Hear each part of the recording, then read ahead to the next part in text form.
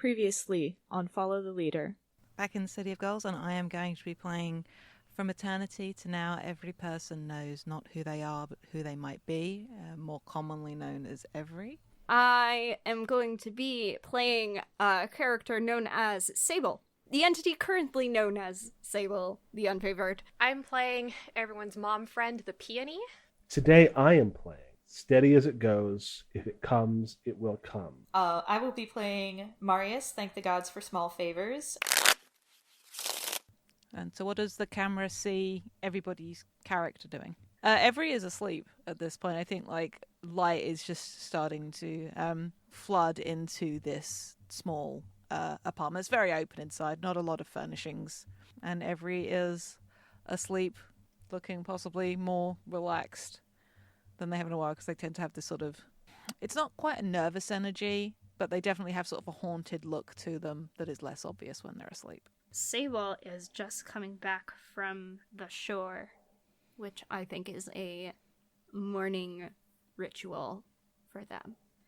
And anybody who sees them would notice they're going in the wrong direction. Not back to their own place, but somewhere else. The Peony's own morning ritual, she's probably up with or before the sun herself, sweeping the shop, getting it ready and opening, just kind of setting everything up within and making her first cup of tea for the day to sit and enjoy the sunrise. I think Marius is looking a little haggard and run down, but they are in the middle of a summoning circle, and the name that they are speaking into reality is all that we see or seem is but a dream within a dream.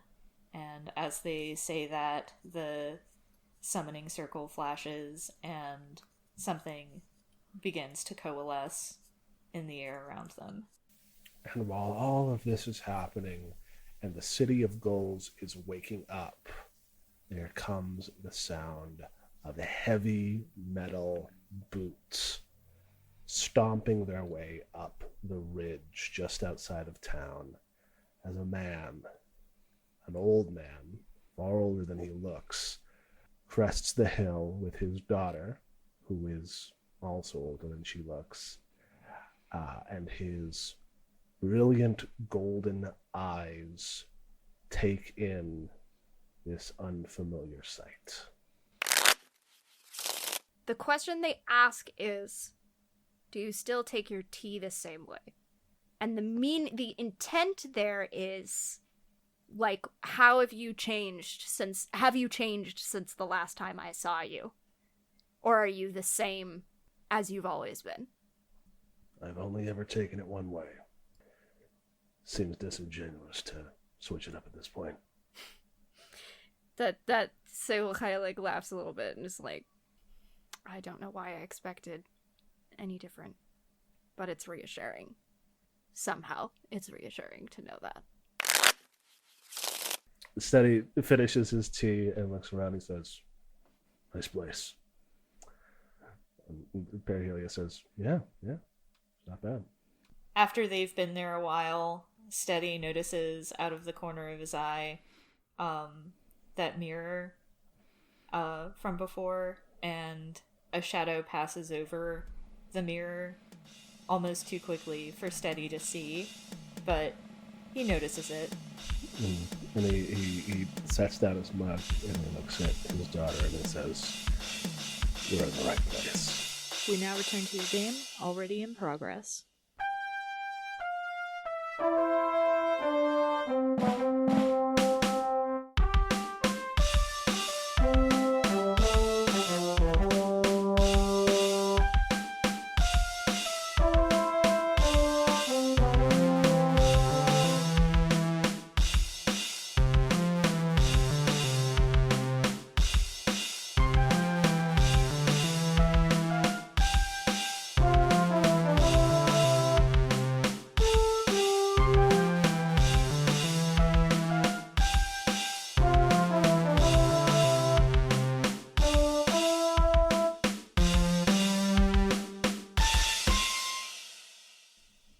ho ho ho ho ho ho ho.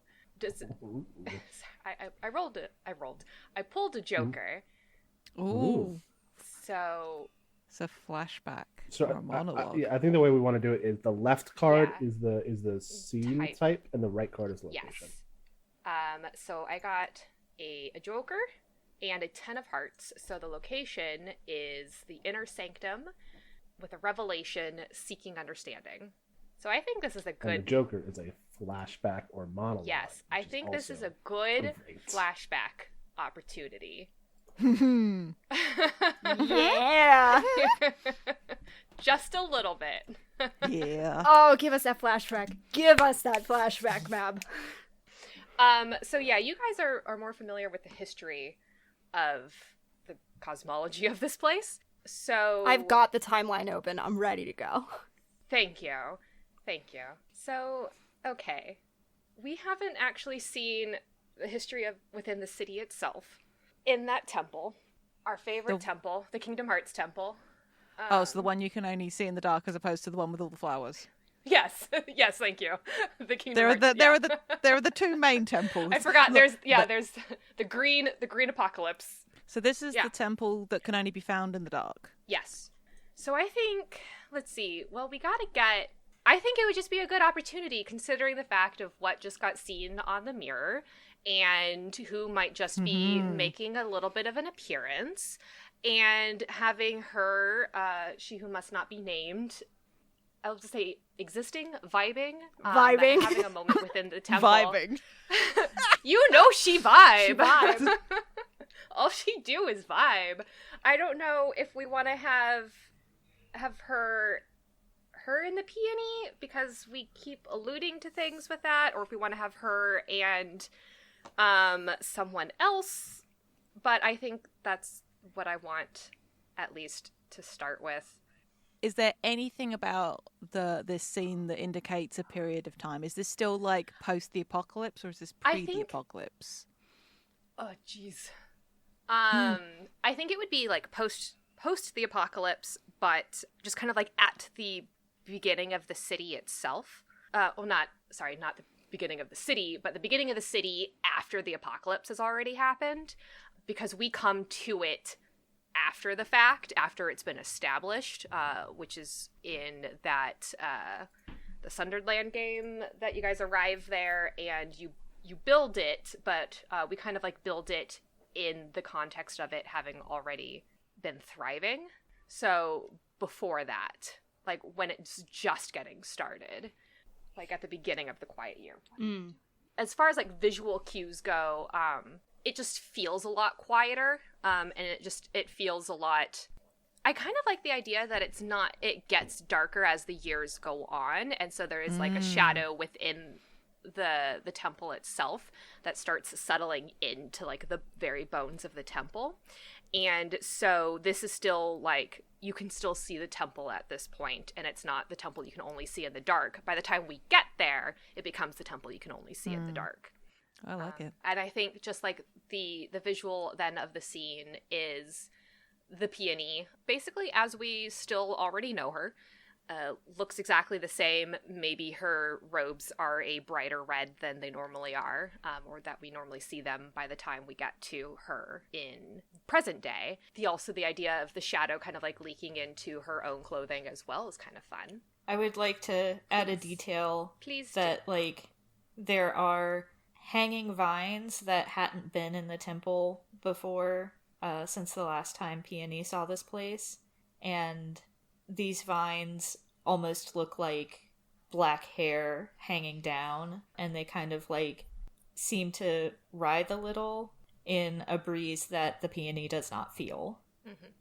Just the image of her like walking through the temple, and she's moves very quietly, but you can still hear the faint sound of her footsteps that go out, but they don't echo. They get like swallowed up by the silence. She's just doing a little route through the temple and seems to be contemplating and thinking about something. And, probably, can this place be saved? And is this place that is worth maintaining? And, like, as she gets deeper into the heart of the temple itself, you see over like just the set of her jaw kind of like firming and being like, I really don't know if this is a place that I can save or that I think would be able to be maintained. We can't destroy it, but we can't save it. I think at some point she hears a vague whisper. It doesn't call her name, it just says, "Speaker, who do you speak for?" I speak for those who do not have a voice or a mouth, but I see you have both. I have many things. If you come closer, I can show them to you. No, I've gotten quite a feel for them already, I think. That's a pity. I would love to know you better. You would have to try harder than that. And there's just like a little chuckle, and she says, "Give me a little time. I'm not quite myself yet, but I will be." I don't know if I'm afraid of that or not. Whether or not you need to be afraid is entirely up to you. Oh, I know. It is the others that I am worried about. Always the others. They all come to me in time. There's no need to fear for them. You would paint yourself a loving and forgiving one, then. Forgiving? No.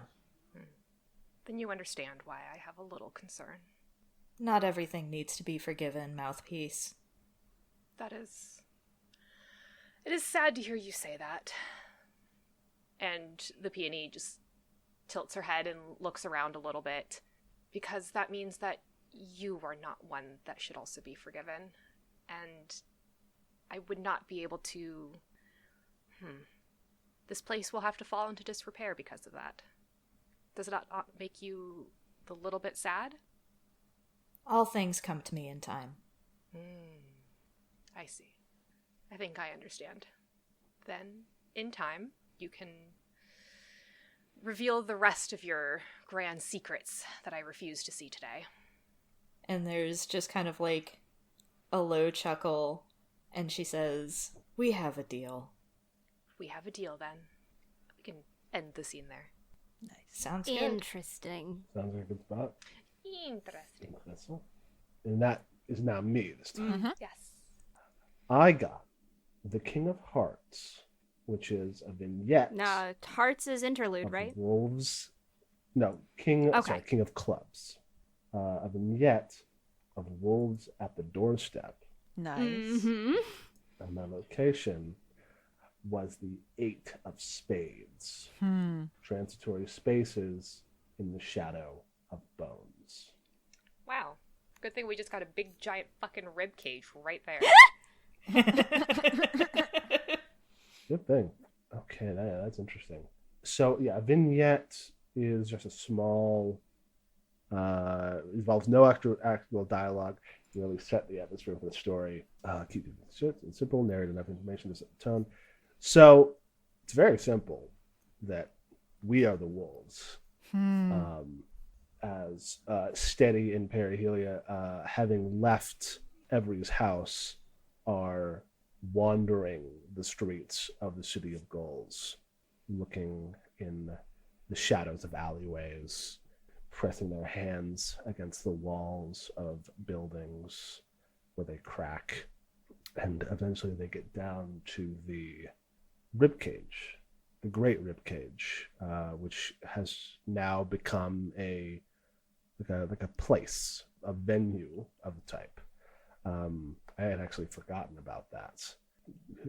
Did that come from Echo, or was it a place before Before Quiet that, ear. it was just been used. Yeah. That's Rascal's ribcage. that? Oh. Yes, I knew. just immediately thought one of Zach's tall boys going into the ribcage of an even taller boy. But yes, I think we like clarified in the Memoria game that it was used as like a celebratory space, like a big old gazebo on the beach that happens to be a There's like ribcage. low key a cult of the tall boy, I'm pretty sure, and also the cult Yes, of the that's gulls, true. and they're like in opposition to each other, but they're like slightly lower players in this game.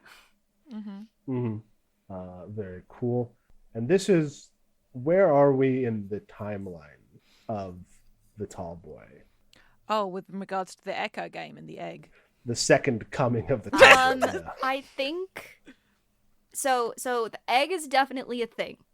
The Echo kids are all teenagers at this point, and we didn't say when the egg hatches. We just know that it does. She's currently in the custody of the peony. Yes. Okay. So either way, it's not here. No. No, the egg is not here. So Steady and Perihelia come to this place, which is a transitory space in the shadow of bones.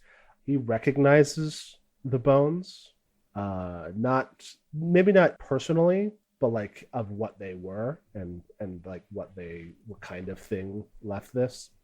And he like kind of walks along inside the rib cage, and like as it's the sort of thing where like, you know, when you're walking through next to a fence, any fence that has like vertical slats that have gaps in between, and sometimes it feels like you're like looking through them at a whole different world because usually it's in someone else's backyard, and he can feel like that there is like another space here, like as he moves between, like you can see like the shot pans with him walking along the bones, and like every so often the gap between two of them will show somewhere else than the City of Gulls, in that same way that you can look between like the slats in a fence and see another world. It's not the thing he's looking for, but it is like, you know, these bones belong to a creature of power and retain some of that power. And in fact, he's certainly feeling out the sort of space of this place and thinking of whether or not it might be useful to the job that he's here to do. Yeah, wolves at the doorstep. Can't wait for him and Marius to meet. Mm-hmm. That's gonna be good as hell. All right. Time for me to draw 2 cards. Okay, my first card is diamonds, so it's an interrogation. Or the 2 of diamonds, so it's an interrogation, darkness where there should be light. And my second card is the Ace of Hearts, which is black sand between bare toes, in the inner sanctum broken and healing. Oh boy. Let me reread the interrogation rules again. We just really out here hitting the Kingdom Hearts motifs like head fucking on right now. Yeah. I mean, you know, we wrote the prompts, so it is Yeah, awful. but the fact that we got the interrogations for both Unexpected Light in the Darkness and Darkness Where There Should Be Light is like, chef's fucking kiss. I feel bad saying this, but I almost want Marius to find Steady at the beach. Yes. Yes. As the storm clouds are rolling in, so, like, it's darkness on the horizon, just on the precipice of the storm. God, the visual of Marius just walking up to Steady on the beach, being like, "Excuse me." Marius a foot shorter than Steady. Yeah. Because Marius is 5'4". It is literally a foot. Is there some spark of... This is Marius is not going to ask the next question, but it's going to be one of those things where Marius is closing the distance. Like, they're not the kind of person who, like, knows everybody in town or anything, but I think it's fairly obvious that Steady is not from here. So I think Marius's curiosity is piqued, and based on our history of unexpected connections, my first question is there some spark of recognition somehow? I guess the question that I would have for that is Marius still wearing a uniform? Oh, God, yes. Marius definitely wears the trappings of being a mage of Anukar. Then Steady immediately recognizes it and, like, furrows his brow. He immediately recognizes it and looks confused as he begins to walk towards Marius, without like Marius might be moving towards him, but he is like also like just Boom is like walking towards them like a Terminator.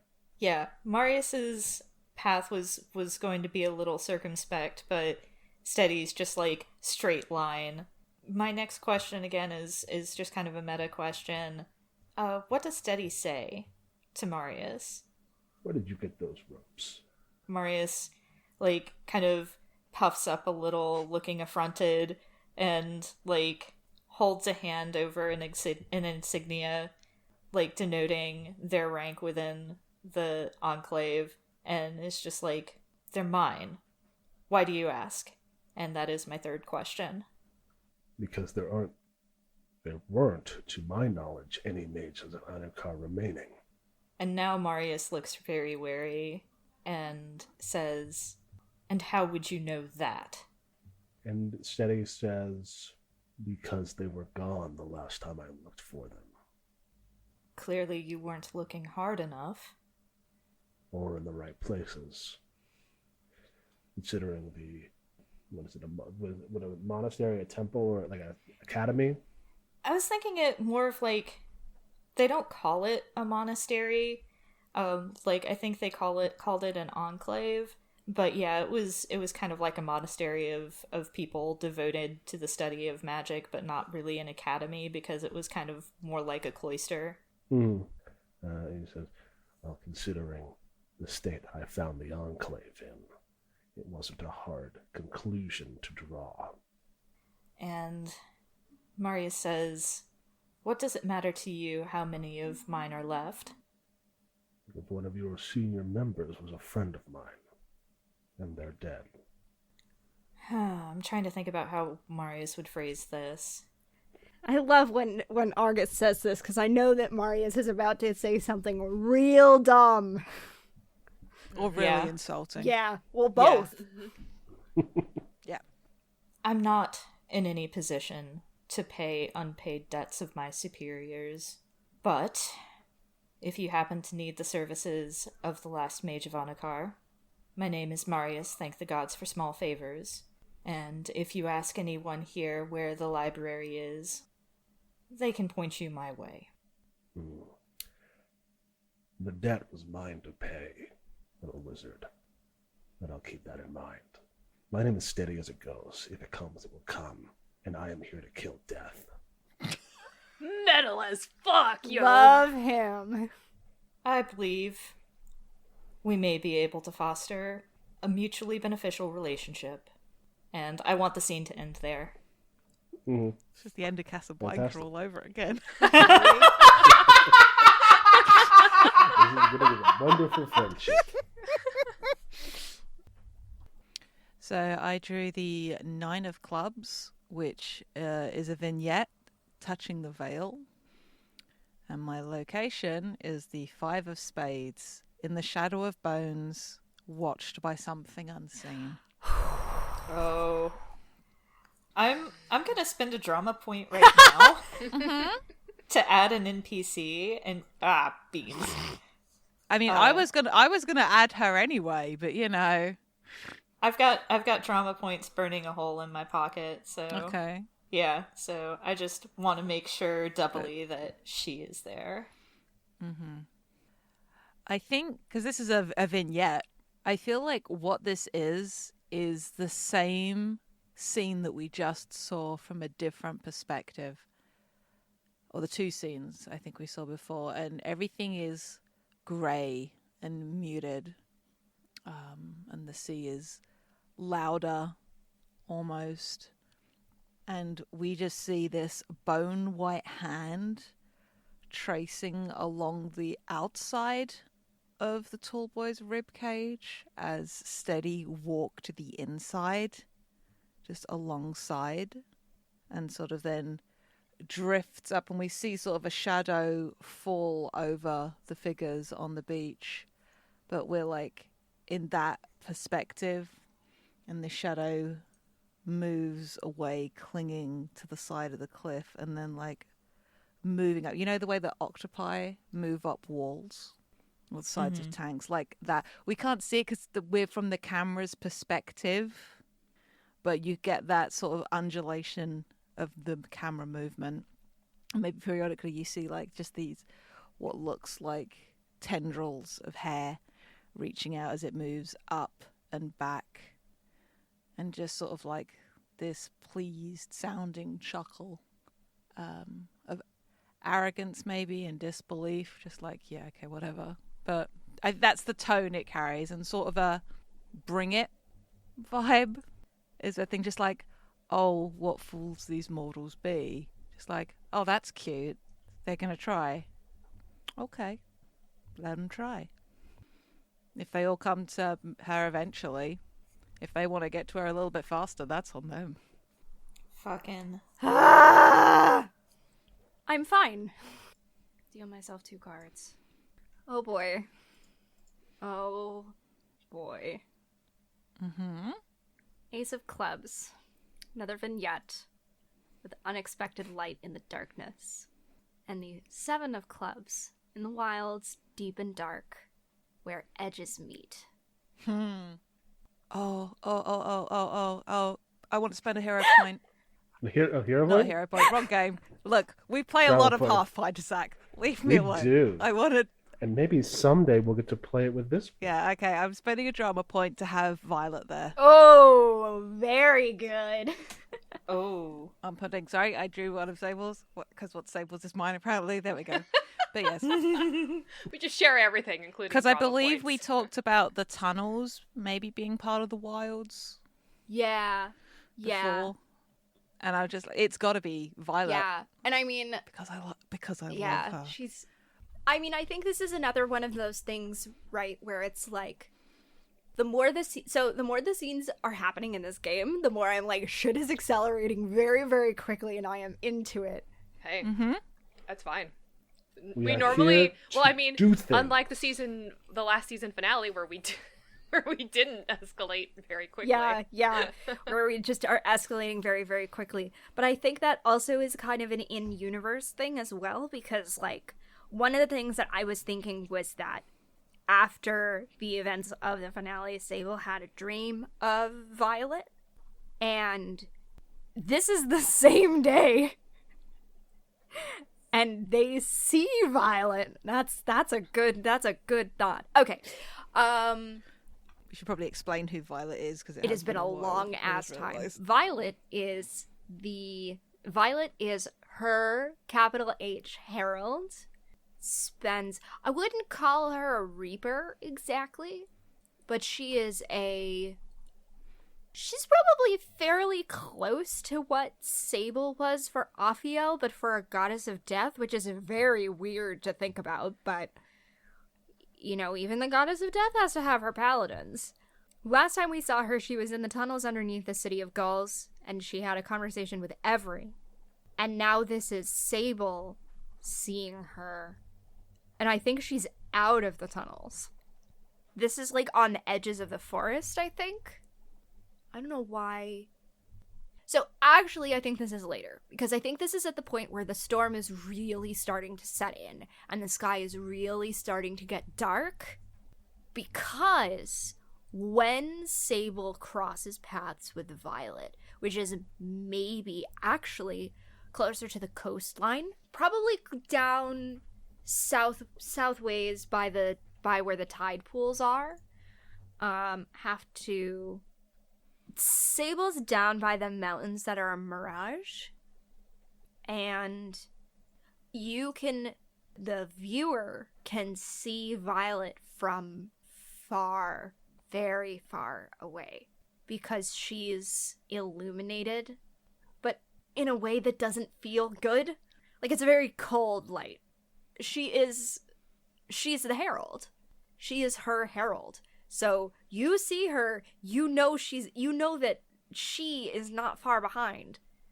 And I think Sable, like, sees her across.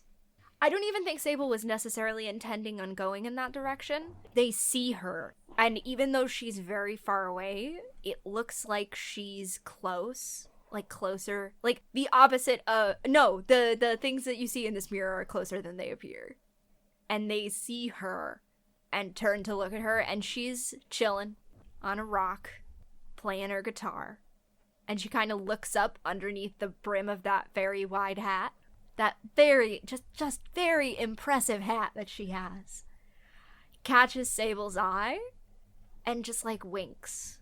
And Sable's about to go closer when the lightning cracks over the ocean. And Sable pulls their focus. And when they look back, she's gone. But there is this deep sense of foreboding that falls onto their shoulders. And they turn and head home. Because they don't really want to get caught out in a storm like this. And I think that's me. All right.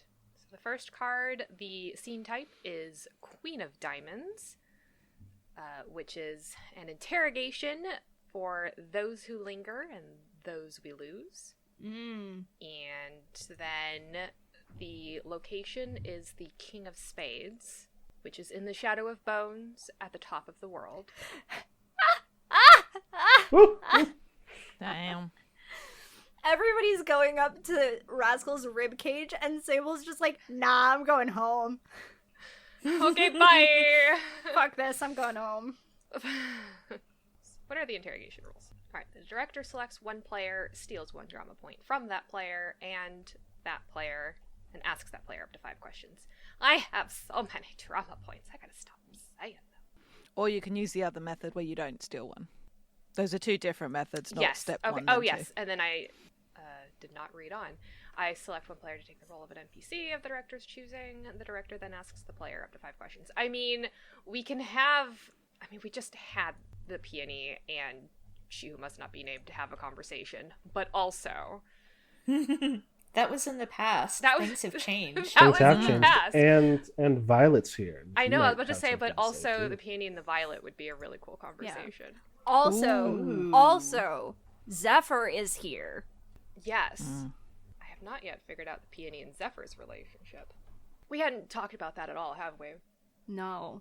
I mean, I'm sure that the peony, being as attuned to things going on as she is, probably knows Zephyr's around, but Marius has not talked about them. Yeah, no, I'm just, because, like, also I'm trying to think about what the peony's reaction to Zephyr would be.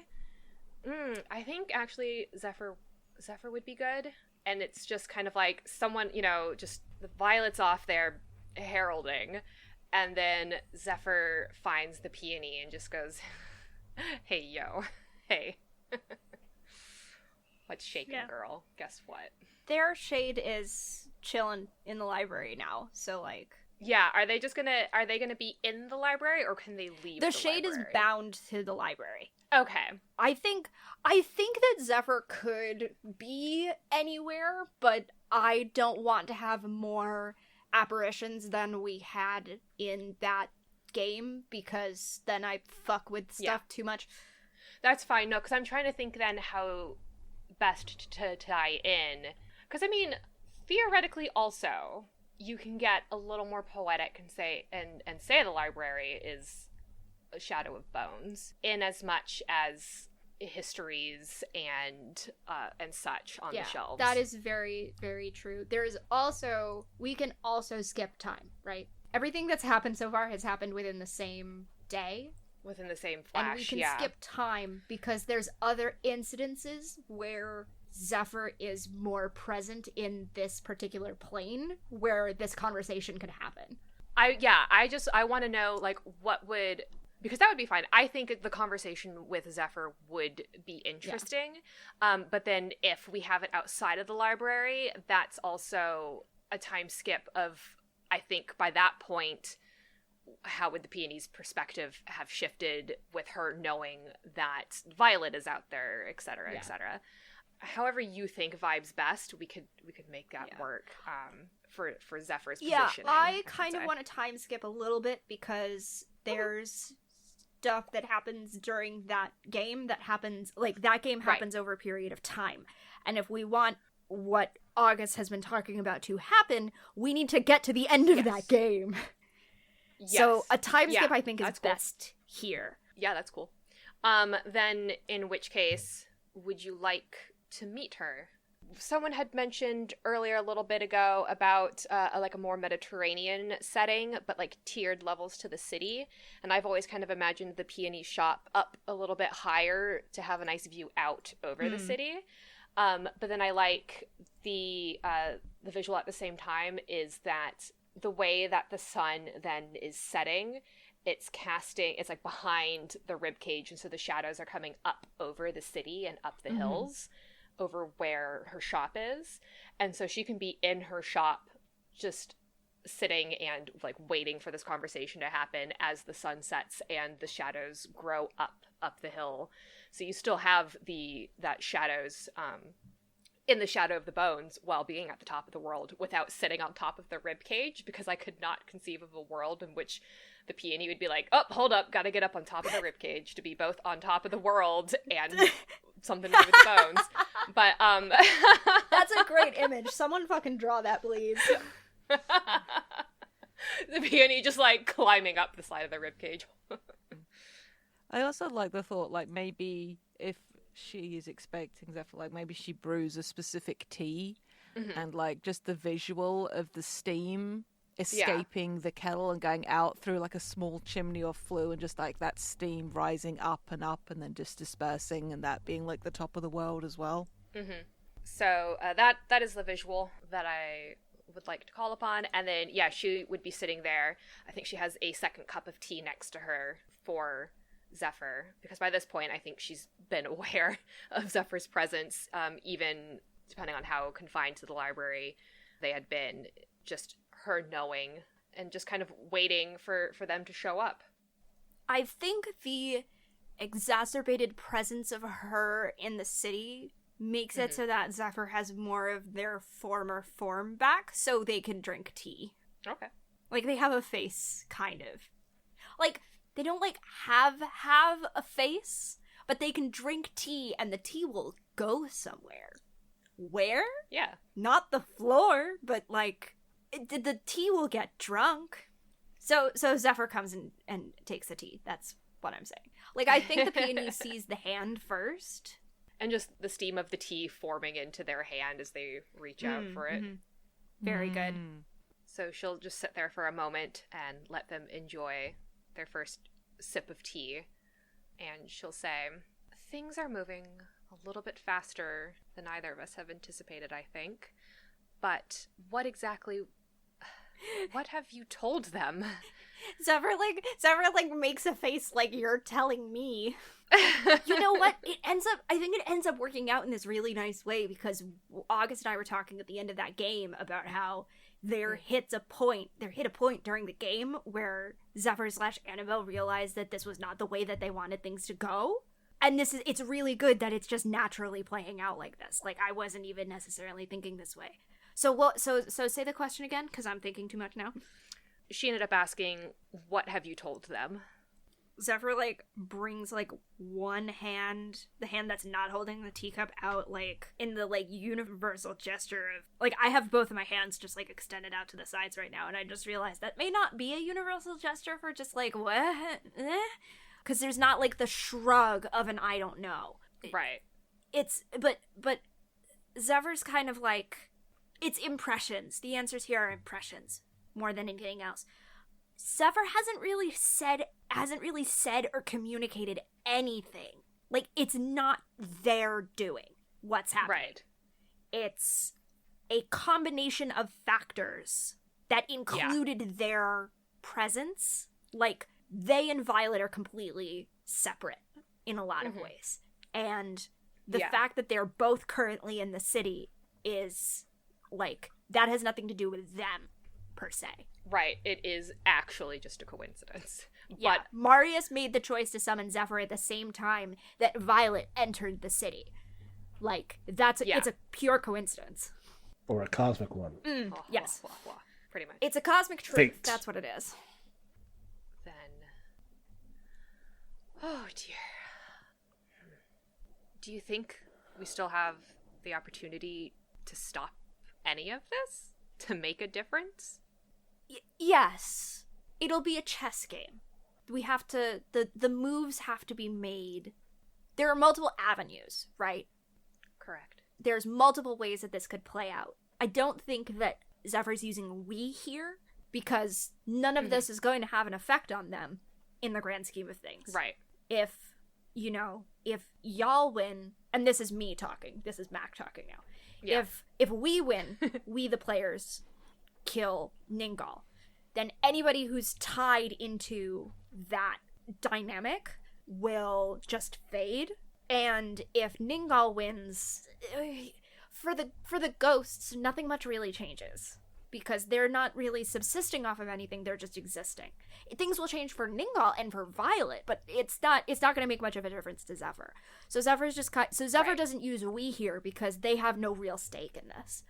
Apart from the impressions that they get from veils being really thin, like, they can tell that there is a connection between themselves and Marius in other worlds that makes them have a tiny bit more of a stake in stuff, but, like, not much.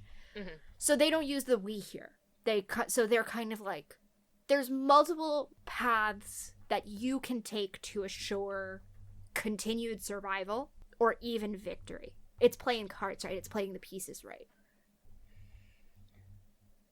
How many more times must we make these sacrifices? Not you, we, the rest of us. Zephyr, like, arches an eyebrow and is like, I didn't say anything about sacrifices. Do you think we could get away without that?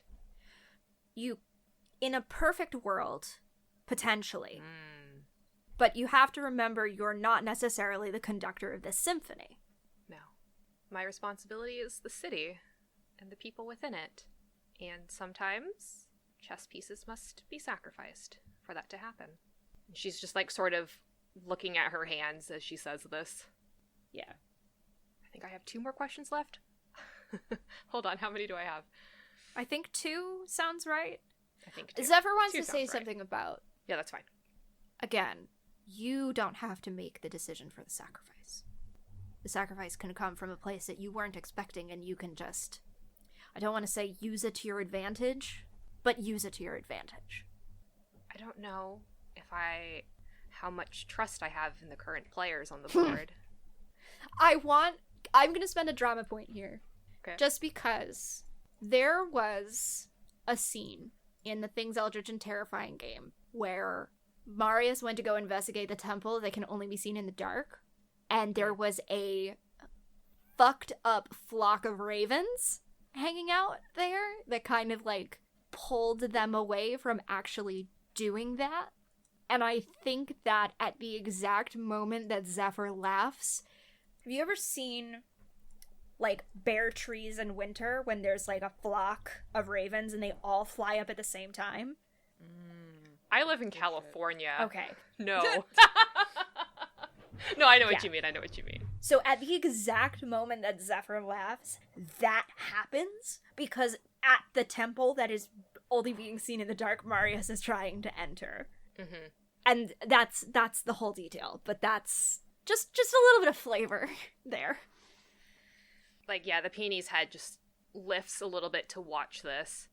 In the grand scheme, for you, what are you going to do after all of this? And she then just kind of, like, gestures out towards the direction of the temple. Zephyr loses their form a little bit and kind of shrugs, because, like, they really don't know. Is there anything you would ask of me? Zephyr points in the direction of the temple. They ask the peony to just watch for Marius, because Marius will do something eventually that will be the tipping point one direction or another. And it's at that point that the peony can make a move.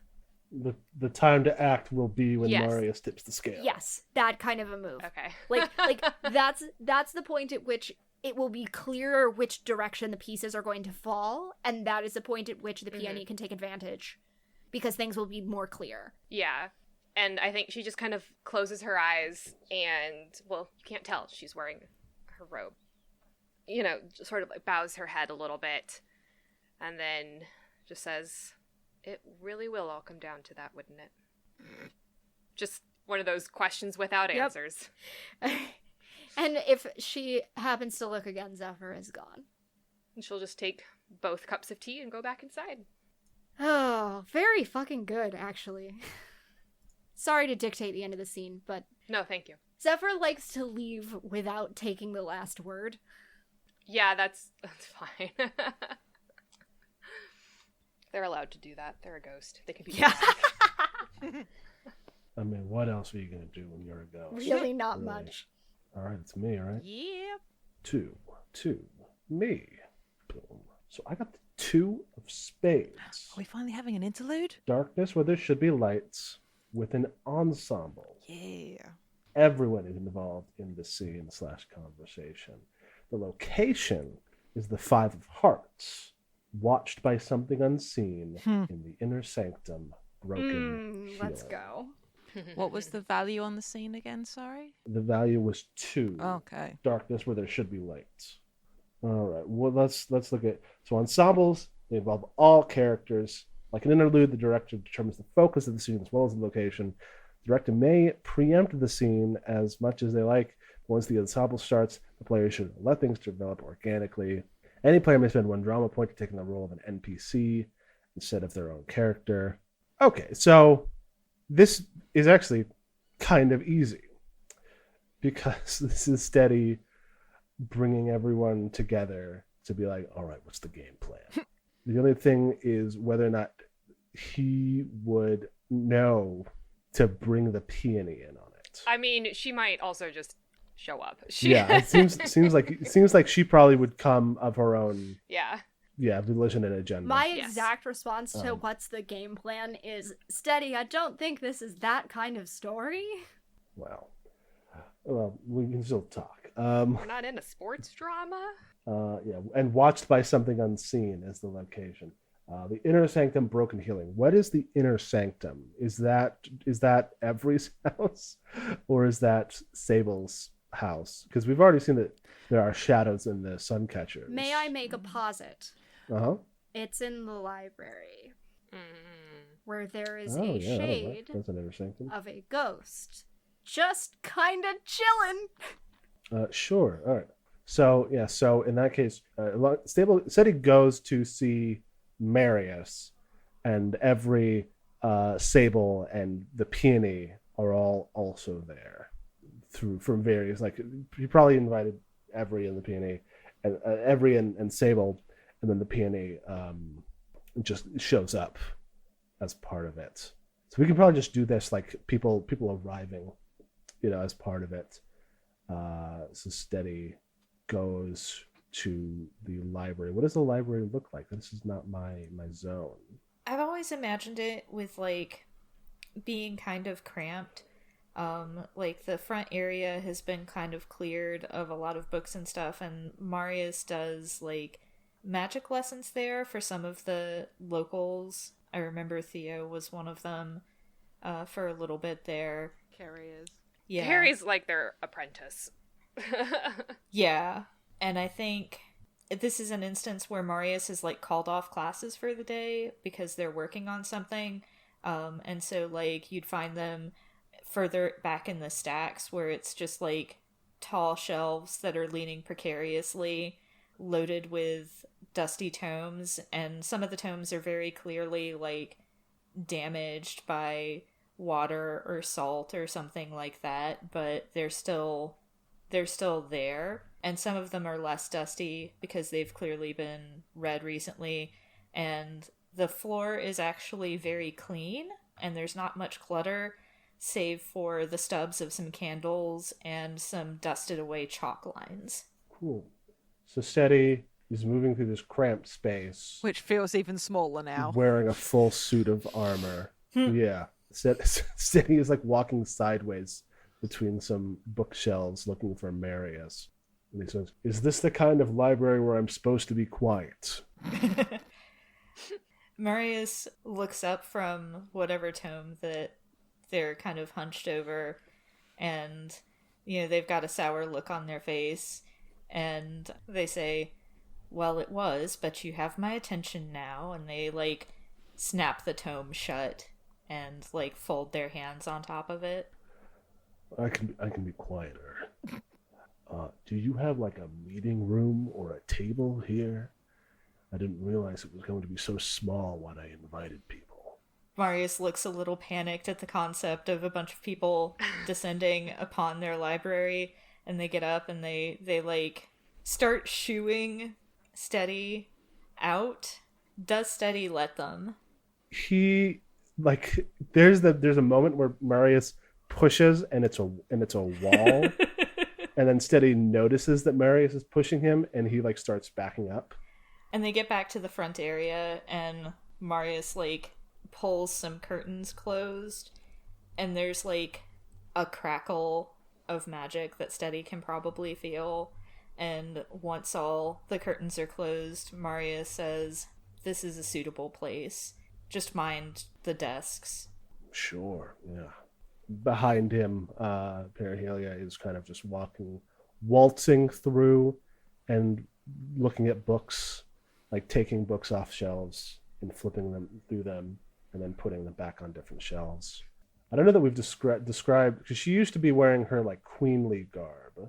I don't know that we've described her, what she wears now as an adventurer. I do think it involves, she's not wearing full like armor. She's like dressed like a cool sorcerer. Nice.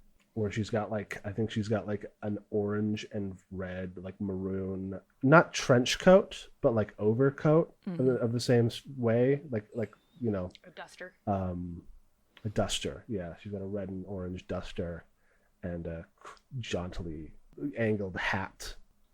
Even Zach's NPCs are made of spouse material. Of course. Yeah, she's like a very powerful sorcerer, but does not really get this whole wizard stuff. She's just like an elementalist.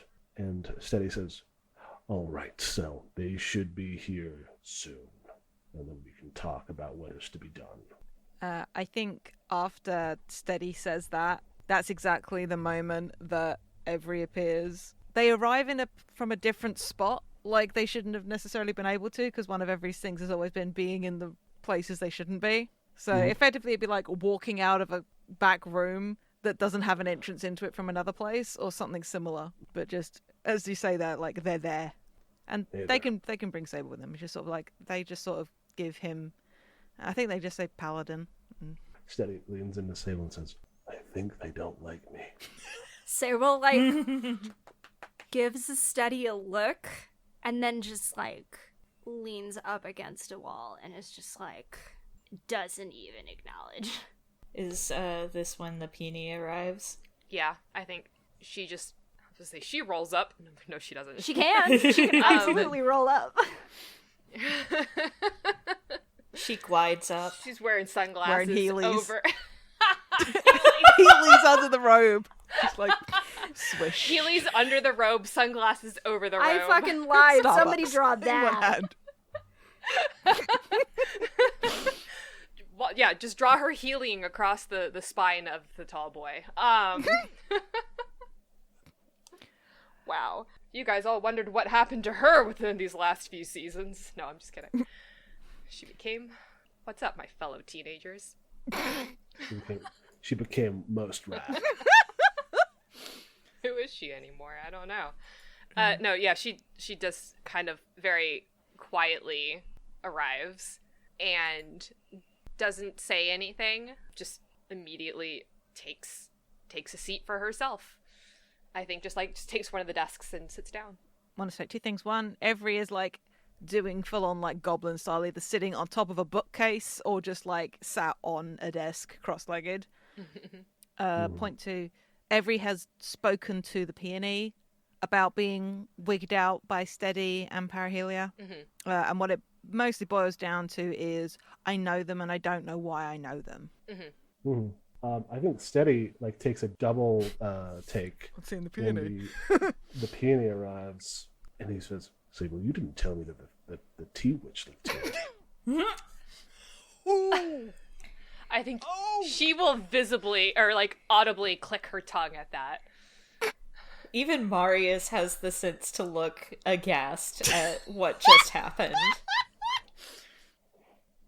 Sable, like, kind of goes, like, does that, oh, you fucked up now. Like, rubbing one finger inside her face, like, Marius recovers and looks at everybody and is just like, is this everyone I did not call here? Or are we expecting someone else? No one except Marius could see this, but Zephyr is in, like, the background, like, waving, like, hi! I'm here too! But no one else can see it. We've moved past the number of people that I called here, so I would say that yes. Look back at Peony. She does. She also does not acknowledge. Quick question, clarifying detail. Do you think the T-Witch is something that the Peony used to go by a very long time ago? Or is that just like a reputation that she may have had somewhere? I think it's probably more of a reputation. Mm-hmm. Like a thing that people called her, not that she used for herself. Correct, yes. We have an ancient grudge. Yeah. I'm not, and I don't want to be the only one who like defines it, but that is the thing that's Steady called. I always called it the Flower Witch, but I couldn't remember if she actually had anything to do with flowers or if she was just No, she's just named the Peony. It's definitely, what she considers that she's able to do versus what some other people acknowledge that she's able to do type of thing, and being able to do that to be the mouthpiece of the gods or of higher powers that, as she has said, are unable to speak, who don't have mouths and voices, being confronted by someone who is in Steady's position could always, come to a little bit of a butt heads type of thing. Mm-hmm. We are a bunch of God people in this room, are we not? God people, yeah. Was that an in-character or out-of-character Zach? Because it was a little bit lower in your register, so I was like, was that a Steady speak or a Zach speak? That was not a Steady speak. Okay. Steady would not say that casually. Okay, I didn't think so, but I did want to double-check. So he kind of like looks over at the Peony again, says, so I have made the reason for my presence here very clear. I am here to make it that the one who waits does not get as much satisfaction out of it as she once did. I'm here to teach death a lesson. And I believe our good wizard here has a similar desire. I think Every looks a little taken aback, because this is probably the first they've heard about it, and they don't realize they're doing it. But as that part of the discussion is going on, they sort of rub the hollow of their throat, which is, you notice that even when you saw them at the apartment, and Marius knows, they always have like long scarves on and stuff like that. So you've never seen sort of like the skin there, but they're worrying at their neck beneath the scarf as Steady starts talking about her. No, I'm not trying. I did tell young Marius here that I was intending to kill Death, and that is true. I don't mean to remove the concept itself from our understanding, but I think the person who's held that portfolio all this time is unfitting for the role. Death shouldn't take pleasure in it. She is certainly detrimental to my own workings. Any knowledge that I have is at your disposal, and I do have a fair bit of it. I have felt a number of things in this place that leads me to believe that her eyes are on it. Marius says absolutely nothing at that. The Peony's hands just kind of like white knuckle grip each other. Sable is kind of like looking into a corner. Literally every single person in this room has a reason for Ningal to be here right now, and none of them, well, Sable will acknowledge it, but like... Yeah, I think Seti watches all of this and puts his hands on his hips and says, it seems like there are those here with more direct knowledge of her movements in this place than I. Would you all care to illuminate me? I think the Peony will just relax her hands and say, I am only ever here as a mediator and to ensure things maintain a balance. And I know that your presence tends to tip things drastically one way or the other. And I want to make sure my city comes out of this one okay. And Steady looks at the peony, and he says, the buildings or the people in them? If I have a choice, the people. We have moved and rebuilt once. We can do it again. But what use is a city to me if it has no one in it? Sounds like you're on the same side then. Like I said, you tip things drastically. I think they've been tipped for quite some time. You say you want to kill death. I don't know how far you could take that. I don't think you know how far it will go. She's already killed other gods. Oh, I know. If anything, I'm putting the scales back. It's a noble thought. We can celebrate if you're true. Well, we won't find out until we do it. That's them. If Sable had something to say to end this scene, I think this is a good point to say it. Yeah. Sable kind of like pushes off from the wall and says, Steady, you know my history. You know where I came from. You know that I watched her kill Aphiel in front of me. I think the peony will just kind of like do a little hand twitch at that. So, I really don't see why. Give me one good reason why I should directly involve myself back in these situations that I have spent centuries trying to run from. All I want is a little bit of peace.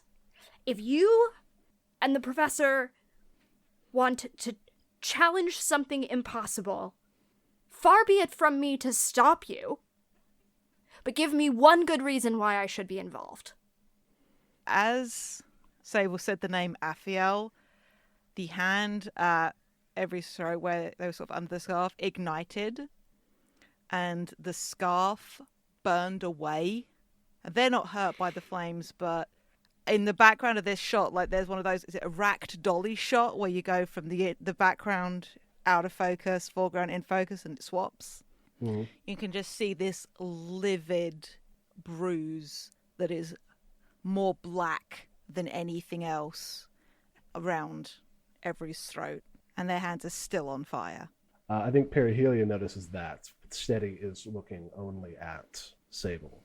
He says, because you've been running for a long time, and you don't want to run anymore. And this is the only way to make sure of it. The peony does another tongue click. That's where we'll call it. For me. Yeah. Nice. Can't be sure until she's gone. Sick. All right. My scene next. Ah! Oh boy. So I've got a Jack of Spades. So another ensemble, Jesus. And Nice.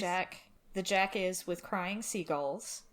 And the location is the Three of Clubs, which is in the wilds, deep and dark. And the 3 is stormy. Good Nice. little full circle moment. Yup. Great full circle moment. So I definitely think there should be at least a little bit of time between the last scene and this one.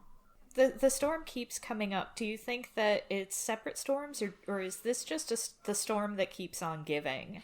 I like if it's the storm that keeps on giving. Mulga's just chilling now. Mulga's our storm god, for the record. We want some god shit in here? We said, hey, let's do some Makes- god shit. And Mulga said, okay, and I'm gonna stick around for a while. Make some soothing ocean noises in the background.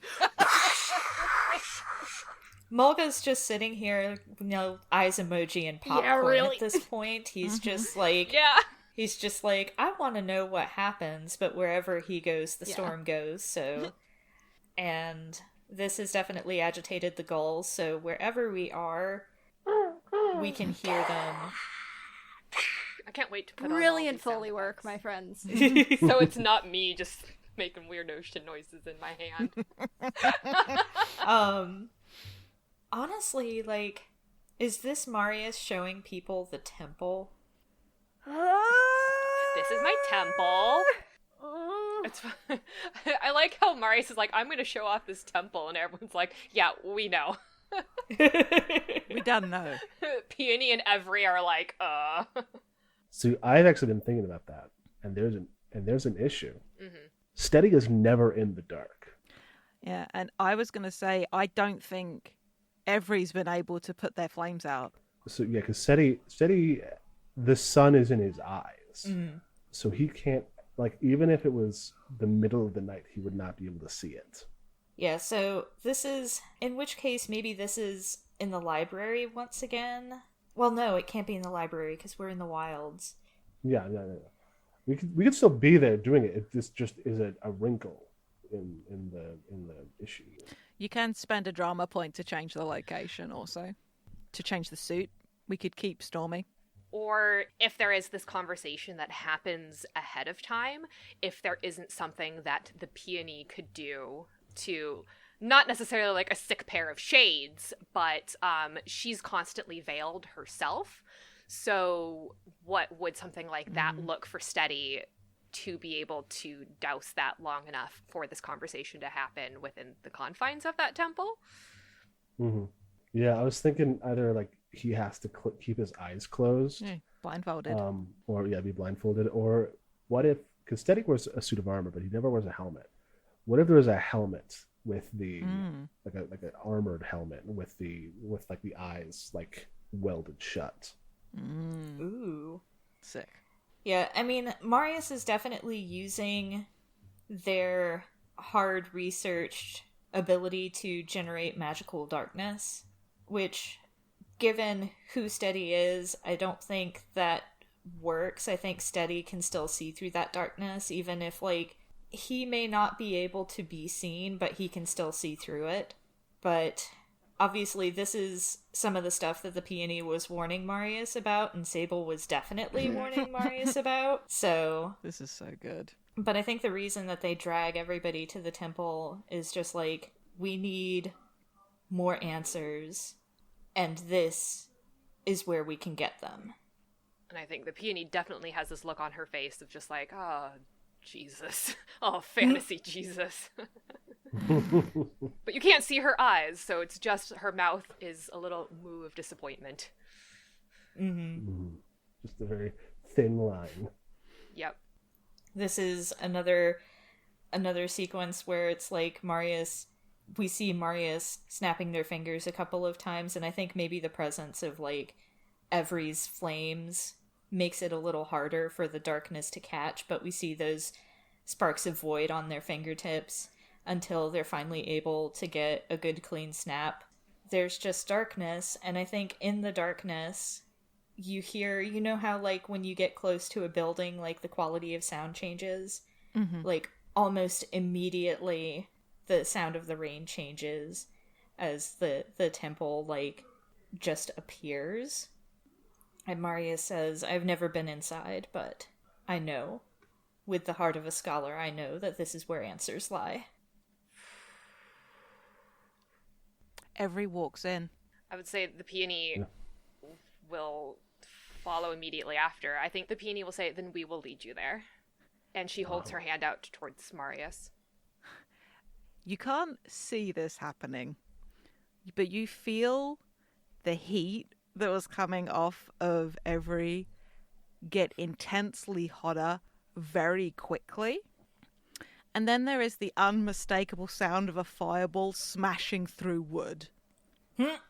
As the door of the temple that can only be seen in the dark is less of a door now and more of a hole in the wall. Oh my god, children. Well, I can't see, but I can hear that. I have the motivation selfishly destroying. I know. mean, and Marius just said answers are in there, you know. Yeah. Steady just goes follows the sound of the explosion with the blindfold or whatever we landed on, and he says, "Well, if you want answers, you're gonna want to hurry up before they burn them. Step to it, Miss Witch," and just walks past her. Oh. I'm just shaking my head. The peony doesn't. She has more physical control, but I'm just like, Come on. Son. Son, literally. Yes. Yeah. Does it still have to be dark on the inside for you to see it, or can you go in and then it be light? It's never been established. You can just only find the temple Yeah. in the dark. And we know that anybody who's gone in and then the temple, like light hits the temple again, anybody who's gone in hasn't come out. Oh, fantastic. But there's nothing to say that you couldn't be light inside the temple. Yeah, I would say that's like hitting the temple, because Every has illuminated their hands within the confines of the temple, haven't they? Well, their hands didn't go out, but I don't see any problem with darkness making it so they don't shed light. Right. No, it was in one of our previous games when Violet came to talk to them. That was in the tunnels. That was in the tunnels. Okay.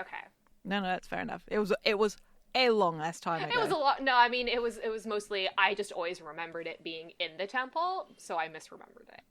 It just occurred to me that the only person that's possibly going to be able to stop Every from burning the place down is Steady or Perihelia, because they aren't hurt by fire.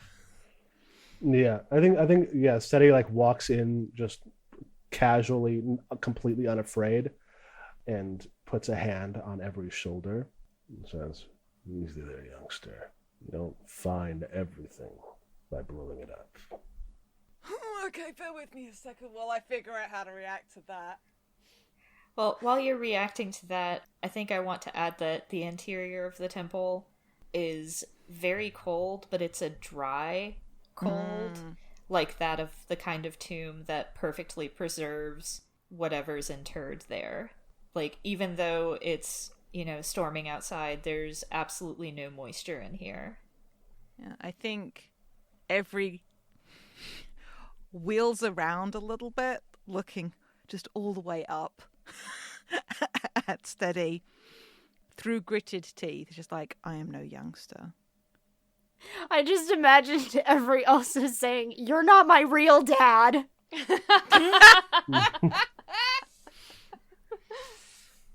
Steady looks down at Every, opens his eyes in the temple, which are glowing suns, and he says, "I guess it's hard to tell these days." And I think only you can see this because of where you are, and also the light that's coming out. But I think on seeing that particular sunlight, Every starts crying, and they have no idea why. Because I don't think that's a sunlight that they have seen in a very long time.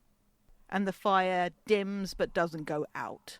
But it's sort of like when you turn the gas stove down, it just sort of recedes. I think Steady doesn't know why, but he pulls Every in and holds them. I'm emotional. Sable stops Marius before they can enter the temple. Marius, I'm imagining that Sable's grip is relatively strong, so, Marius doesn't expect this and kind of, jerks to a stop. Well, the peony had offered her hand to Marius, so she'll just be standing there waiting. Yeah, Marius was going to take it when Sable stops them, and they're just like, what's the meaning of this? I asked you not to do this. Things have changed. There are new pieces on the board. I have new ideas. This isn't like before, when you asked. And, Sable can tell that Marius genuinely believes this. This isn't them trying to weasel out of... No, 100%. No, it's not. It's worse. Can we end on that? Yes. Yes. And I think, if you look over at the peony, she does have, it is still, disappointment, but it's also, a little sad, because she knows. Yeah, that's good. I like that. Good shit. I do also, this can just be for us, but I do also want it to be really clear that, Sable goes... Sable... I don't know if Sable goes into the temple. I think the only reason why Sable will go into the temple is because Every is there. And when they do, they'll take Every's still burning hand. Mm-hmm. And if anybody comments about it, they're just like, I don't care. But their hand doesn't burn. No. So, that's that. That's all. That's all. But I like ending the scene there. So that's just a little bit of flavor text for all of you to just kind of be like, hey, I'm gay, by the way. Like, I will pepper in the fact that I am gay. Fair. You're valid.